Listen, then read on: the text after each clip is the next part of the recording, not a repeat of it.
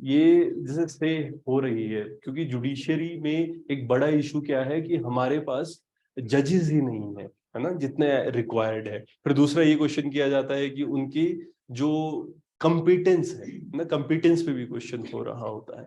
तो यहाँ पर है ना, ऑल इंडिया जुडिशियल सर्विस इसकी बात हो रही है, aims to draw better talent to the district and subordinate judiciary. इसको लाने से बेटर टैलेंट आएगा, लेकिन हायर जुडिशरी है ना, इन्होंने असर्ट किया इस वजह से नहीं हो पाया, क्योंकि अभी गवर्नमेंट ने कोशिश करी थी बट ये हो नहीं पाया। तो सिंपली यहाँ क्या पूछा गया है कि एडवांटेजेस क्या है ना, एडवांटेजेस और ऑल इंडिया जुडिशियल सर्विस की क्रिएशन से क्या फायदा होगा, क्यों ये इशू डिस्कस हो रहा है। क्योंकि एक बार ये लाया जा चुका, कोशिश की जा रही थी कि इंट्रोड्यूस किया जाए, लेकिन ऐसा कहा जा रहा है कि हायर जुडिशरी का प्रेशर पड़ा और ये नहीं इम्प्लीमेंट हो पाया। तो क्यों नहीं इम्प्लीमेंट हो पाया, और अगर शक्ति देखी जाए किसके पास है। 42nd कॉन्स्टिट्यूशनल अमेंडमेंट एक्ट 1976 ये क्या कहता है, इन्होंने अमेंड किया था आर्टिकल 312(1), और उसमें क्या पावर दी गई है, पार्लियामेंट को ये पावर है ना कि ये नई ऑल इंडिया सर्विस और बना सकता है, और इसमें किसकी से ज्यादा रहेगी, राज्यसभा की। ठीक है ना, राज्यसभा की सही रहती है जिस टाइम पर ये ऑल इंडिया सर्विसेज इंट्रोड्यूस करनी होती है। ठीक है, तो इसमें ये क्या कह रहा है, ये 31(2) empowering parliament to make laws for creation of one और more all India service including all India judicial service, जो कॉमन हो यूनियन के लिए, स्टेट के लिए। तो ये आर्टिकल से इंट्रोड्यूस किया गया था। इसके अंदर अगर हम बात करें आर्टिकल 312, राज्यसभा, ये पहले मतलब राज्यसभा इज रिक्वायर्ड टू पास, क्योंकि राज्यसभा क्या हम कंसिडर करते हैं, ये स्टेट का इंटरेस्ट प्रोटेक्ट करती है ना, राज्यसभा स्टेट के इंटरेस्ट के लिए इंपॉर्टेंट है। तो ये रिक्वायर्ड है कि ये एक रेजोल्यूशन पास करेगी है ना, जिसमें not less than 2/3 of the member present and voting, एक है ना स्पेशल मेजोरिटी से जब ये पास करेगी, फिर पार्लियामेंट आपका ऑल इंडिया सर्विसेज कोई नई बना सकता है। जैसे उसमें स्पेसिफाइड है ऑल इंडिया जुडिशियल सर्विस लिखा हुआ है, तो स्पेसिफिकली अगर हम ऑल इंडिया जुडिशियल सर्विस की बात करें तो इसमें कोई कॉन्स्टिट्यूशनल अमेंडमेंट की भी रिक्वायरमेंट नहीं है, क्योंकि ऑलरेडी वो ऐड किया हुआ है ना। 312 क्लॉज 1 के अंदर लिखा हुआ है, जैसे इसमें ना including all India judicial service, तो इसमें कोई स्पेशल अलग से अमेंडमेंट नहीं होगा, इसीलिए कहा जा रहा था कि इसको इंट्रोड्यूस करते हैं। बाकी सुप्रीम कोर्ट ऑफ इंडिया इन्होंने एंडोर्स किया था ऑल इंडिया जजेस association versus union of India case कि हमको ऑल इंडिया जुडिशियल सर्विस बनानी चाहिए। ठीक है, बट ये चीज नहीं हो पाई, तो इंपॉर्टेंट रहेगा इस केस का भी ध्यान रख लेना। मतलब यूज जैसे कभी आप लिख रहे हो तो ये बात की जा सकती है कि ऑलरेडी ना ये आपका ना ऑल इंडिया जजेस association versus union of India case एक बार इशू डिस्कस हो चुका है। क्यों करें, ठीक है, फायदे क्या है। आज भी सबसे ज्यादा डिले देखते हैं हम जुडिशरी के अंदर, है ना, जो इंडिविजुअल है। ये चीज कही जाती है कि देखो बाकी चीजों में तो चलो होता ना कि पोस्ट नहीं भरी, जैसे खासकर जो पॉलिटिक्स वाली चीजों में हम कहते हैं, बट जो तो जुडिशियरी इसमें तो क्लियर है ना कि बंदा कब रिटायर होगा आपको वो चलो कभी कभार कोई डेथ होगी किसी की या किसी को रिमूव कर दिया, जो बहुत ही रेयर है, अदरवाइज तो सबको पता है जज ने कब रिटायर होना है, तो खाली रखने की जरूरत क्या है। वो बात होती है जब इतनी पोस्ट हैं तो उनको फिल करो। हम देखते हैं वैकेंसी इन पोस्ट बहुत रहता है, तो यही बात हो रही क्यों, जब आपको एडवांस में पता है कि ये इस बंदे कब रिटायर होना है, उससे पहले ही हम चीजों को कर ले। बट इन जनरल इशू क्या है कि जज ही कम है ना, हमारे पास उतने नंबर ही नहीं, इसीलिए जो जज की पॉपुलेशन है, जज टू पॉपुलेशन रेशियो, ये इंडिया में कम है, बहुत ज्यादा रिक्वायरमेंट है, शॉर्टेज है जुडिशियरी की। तो ये एक बार अगर हम ऐसा करते हैं ऑल इंडिया जुडिशियल सर्विस, इस वजह से जजेस को सेलेक्ट करना, प्रोक्योर करना और उनको पोस्ट पे लगाना आसान हो जाएगा। इसके अलावा अगर हम देखें मार्जिनलाइज सेक्शन है सोसाइटी का, है ना, ये भी हम बात कर रहे होते हैं कि सब लोगों को इक्वल रिप्रेजेंटेशन नहीं मिल रहा होता है। ये चीज क्वेश्चन की जाती है कई बार कि ये तो एडिक्वेट रिप्रेजेंटेशन नहीं है, लोअर लेवल्स पे भी हायर लेवल्स पे भी। इवन जैसे हायर लेवल्स पे तो क्वेश्चन किया ही जाता है कि ऐसा ना सुप्रीम कोर्ट है, एक स्टडी आई थी कि 100 फैमिलीज है जिनमें से सुप्रीम कोर्ट के जजेस बनते हैं। क्यों, क्योंकि उसका जो प्रोसेस है वो ऐसा है कि उसमें जुडिशियरी कोलिजियम का एक से रहता है, जजेस का एक से रहता है। फेयर है कि नहीं है, अगर इस पे आता है तो देखो हम उस पे क्वेश्चन नहीं कर सकते, क्योंकि ठीक है एक सिस्टम है जो फेयर बना हुआ है, बट रिपोर्ट ये कहती है कि हाँ कुछ तो स्क्यूड है ना, जिस वजह से बाहर से बंदे नहीं आ पा रहे, क्योंकि उसमें जजेस की ही से चाहिए, ज्यादातर उसी फैमिली के। तो हाँ वो क्वेश्चन किया था कि क्या नेपोटिज्म हो रहा है, नेपोटिज्म का क्वेश्चन, ठीक है। तो यहाँ पर अगर हम बात करें हायर रिप्रेजेंटेशन मार्जिनलाइज सेक्शन का क्यों होगा, वो एग्जाम होगा, ऑल इंडिया लेवल पे होगा, इस वजह से सब लोगों को बराबर एक क्या कहें मतलब प्लेटफॉर्म मिल रहा है फाइट करने का, ठीक है ना, एग्जाम के लिए। इसके अलावा एक टैलेंटेड पूल आएगा। हम ये चीज भी मान के चलते हैं कि अगर पेपर होता है, ठीक है, ऑल इंडिया लेवल पे पेपर, क्योंकि देखो ना जैसे डॉक्टर्स का भी किया है, आप देखो ना नीट होता है नेशनल लेवल पे होता है, स्टेट का कोटा उसमें अलग से रखा हुआ है, स्टेट्स अलग से अपने बंदों को एक स्टेट रैंक दे सकती है, बट इन जनरल तो है ना, उससे फायदा क्या हो रहा है, टैलेंट पेपर क्वालिटी हो रहा है, जो है ना अच्छे लेवल का पेपर होता है, जिस वजह से एक अच्छा टैलेंट पूल प्रोक्योर किया जा सकता है। तो यहाँ ये बात हो रही है, अच्छा अलग से टैलेंट पूल अट्रैक्ट होगा इस वजह से, क्योंकि जो एजुकेटेड है, जिसमें हम कहते हैं कि जो बिलीव करता है सर्विस है ना, come up would create a pool of talented people, ज्यादा लोग यहाँ पर बाहर आएंगे, ठीक है, जो एजुकेटेड है। क्योंकि जो इस बेसिकली पता क्या है, क्वेश्चन ना इस चीज को किया जाता है कि टेस्ट जो है वो स्टैंडर्डाइज्ड नहीं है। जैसे कुछ स्टेट्स होती है जब वो पेपर कराती है तो वही ना कि इतना उनके पास रिसोर्सेज नहीं है पेपर करवाने के या क्वालिटी मेंटेन करने के। तो अगर एक है ना एक जैसा पेपर पूरे इंडिया में होगा तो उससे क्वालिटी मेंटेन हो सकती है। भले ही फिर कई लोग ये भी कहते हैं स्टेट रैंक्स अलग निकाल दो, ठीक है ना, लोग अगर लगाने हैं, बट हाँ फिर उसमें बट ऑल इंडिया सर्विस में वो चेंज हो जाएगा। ऑल इंडिया सर्विस में तो फिर ऐसा है ना कि एक लेवल पे वो हुआ सेलेक्ट, उसके बाद तो किसी भी स्टेट में लग सकता है, तो फिर भी इसको एक इशू की तरह देखा जा सकता है। बाकी हाँ ये एक बॉटम अप अप्रोच की तरह है ना, बॉटम अप अप्रोच हम इसको कैसे मान सकते हैं रिक्रूटमेंट में, कि जो भी इश्यूज रहेंगे, जैसे हम कहते हैं कि करप्शन की एक इशू है ना, हमारे यहाँ पर देश में नेपोटिज्म और करप्शन के लिए लोअर जुडिशरी में बहुत कहा जाता है कि भाई भतीजावाद चलता है, जानने वालों को लगा देते हैं। तो ये एक जुडिशियल सिस्टम एक चेंज होगा, जुडिशियल डिस्पेंशन इससे अच्छी हो जाएगी हमारी सोसाइटी के अंदर। और हम बात कर रहे हैं टैलेंटेड पूल है, ये तो आना ही है, ज्यादा टैलेंटेड लोग आएंगे, further ease of doing business भी बढ़ेगा। जब हम ये बात करते हैं कैसे, जो प्रोसेस है क्या वो स्मूदन आउट हो रही है, जब हम इन जनरल रिफॉर्म्स की बात करते हैं ना, ओवरऑल रिफॉर्म्स जब हम बात कर रहे हैं उसमें अगर जुडिशियल रिफॉर्म हो रहा है उससे क्या एडमिनिस्ट्रेटिवली भी हमारा काम क्विक होगा। तो इतने एक सिंपल सा एग्जांपल है कि आपका कोई केस लगा हुआ है एडमिनिस्ट्रेशन का कोई, या एक मान लो कंपनी है, उस कंपनी के अगेंस्ट कुछ इशू हुआ, किसी ने केस कर दिया, अब वो केस जुडिशियरी में चल रहा है।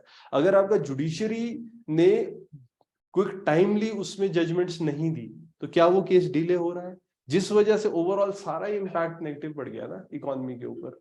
अगर आपकी जुडिशियरी में लोग ज्यादा हैं तो ऑटोमेटिकली क्या होगा, overall ease of doing business बढ़ेगा, क्योंकि ना रिफॉर्म्स है ना, जैसे हम कहते हैं इकोनॉमिक रिफॉर्म्स है, सोशल रिफॉर्म्स है, वैसे जुडिशियल रिफॉर्म्स भी रिक्वायर्ड है। तो यहाँ गवर्नमेंट है इसने टारगेट करे रिफॉर्म्स लोअर जुडिशियरी के, ताकि ओवरऑल हमारा ना ease of doing business ranking ये भी इंप्रूव हो, क्योंकि डिस्प्यूट रेजोल्यूशन में जुडिशियरी का रोल सबसे ज्यादा है, और अगर जुडिशियरी ही डिले करे तो फिर वो एक नेगेटिव की तरह देखा जाता है। और हम क्या इशू देखते हैं, चैलेंजेस अगर हम देखें तो ये मतलब देखो एक बेनिफिट्स है, ये फायदे हो रहे हैं हमको, लेकिन हाँ इसके लिए कुछ क्वेश्चन भी किए जा रही चीजें, चैलेंजेस भी है।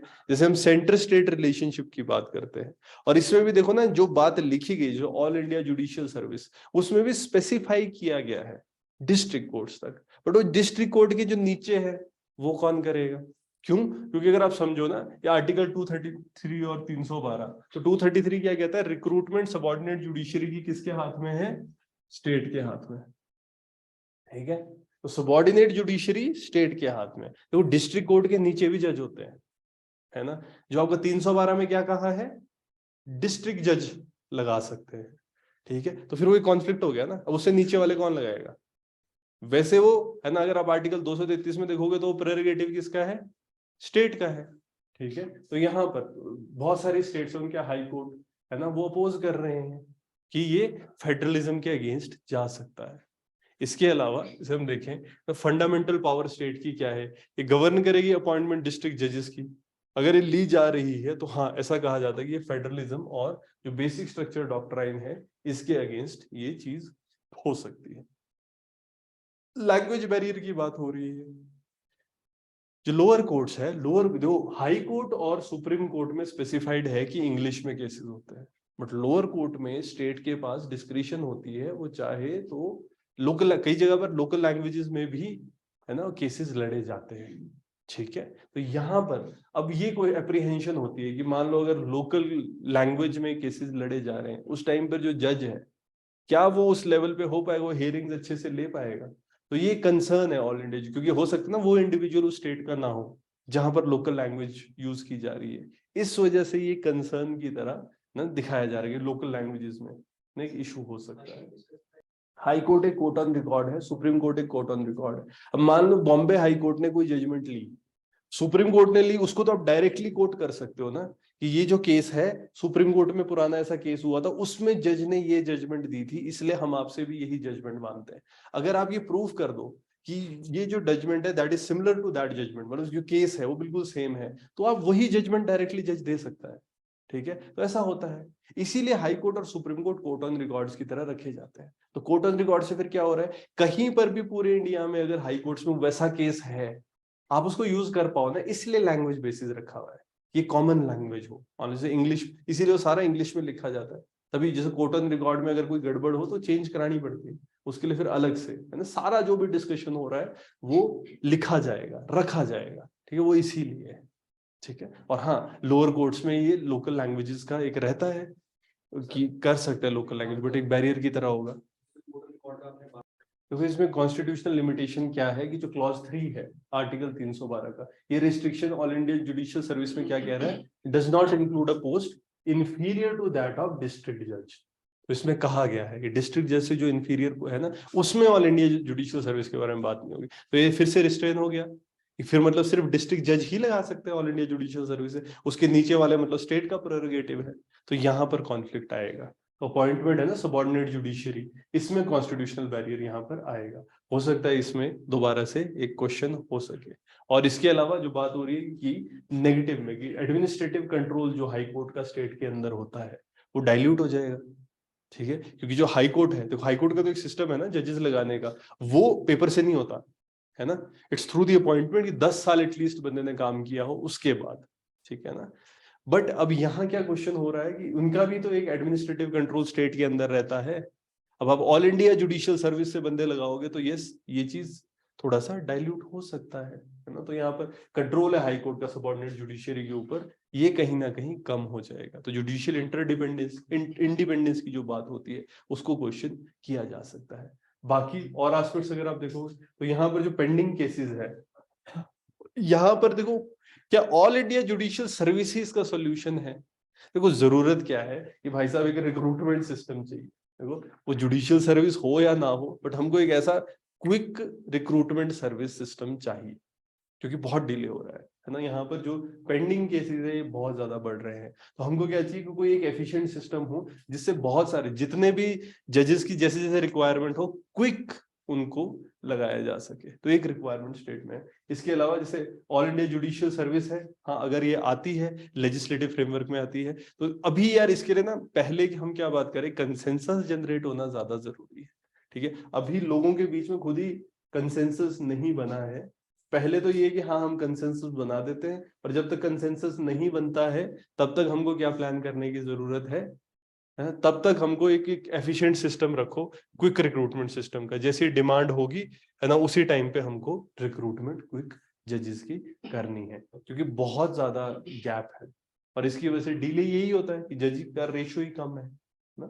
जो इंस्टीट्यूशनल मैकेनिज्म है उसके लिए अभी कोई डिस्कशन नहीं है। अभी तो बस ये कि एटलीस्ट बनाए, तो पहले प्रपोज हो, राज्यसभा पास करे, फिर उसके बाद वो जब पास करने के लिए बिल इंट्रोड्यूस होगा उसके अंदर ये सारे प्रोविजंस होंगे कि एक इंस्टीट्यूशन बनेगा जो चेक करेगा, है ना, पेपर कौन कंडक्ट करवाएगा, वो सारे एस्पेक्ट्स है। और जैसे हम एनजेसी की बात कर रहे हैं ना, नेशनल जुडिशियल अपॉइंटमेंट कमीशन, बात तो ठीक है बट इस चीज को समझना ना, जो लॉजिक दिए गए हैं वो बड़े सही थे, है ना। एक्चुअली क्या हुआ था इसमें जो प्रोविजंस अगर आप देखो ना, इशू कहाँ आया था, जब एनजैक के अंडर ना एक इंडिविजुअल है, जैसे उसमें हो क्या रहा था कि कुछ लोग सरकार के होंगे कुछ लोग जुडिशरी के होंगे। ठीक है, यहां तक किसी को इशू नहीं था। इशू कहाँ आ रहा था कि वो जो सरकार के लोग हैं उनकी जो पावर्स है ना, उस पे क्वेश्चन किया जा रहा था। और अभी क्या था, ये भी इशू नहीं था कि उनको कितनी पावर दी गई है, क्योंकि उसमें रिलेटिवली अगर आप कंपैरिजन बेसिस पे देखते तो जुडिशरी के पास ज्यादा पावर थी। ऐसे अगर जुडिशरी और गवर्नमेंट के आप देखते ना तो जुडिशरी को ज्यादा पावर दी गई थी गवर्नमेंट से।